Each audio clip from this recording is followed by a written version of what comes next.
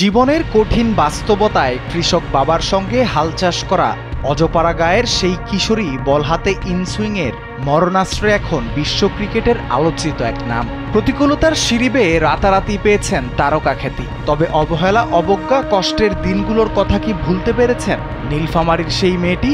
সম্প্রতি আইসিসির এক সাক্ষাৎকারে জানিয়েছেন ঈদের দিনে নতুন জামা না পাওয়ার বেদনার গল্প।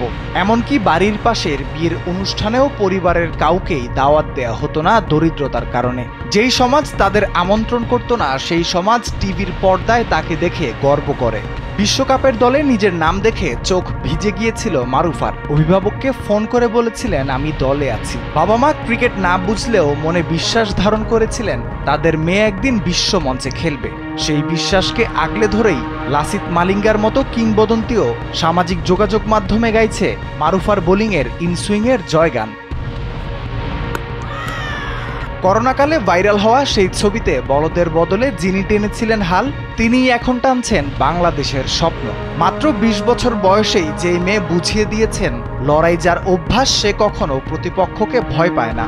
মারুফা শুধু একজন ক্রিকেটার নন, দরিদ্রতা শৃঙ্খল ভেদ করে গৌরবগাথা লেখার এক অনবদ্য উদাহরণ। রাফিউল ইসলাম রাতুল, কালবেলা।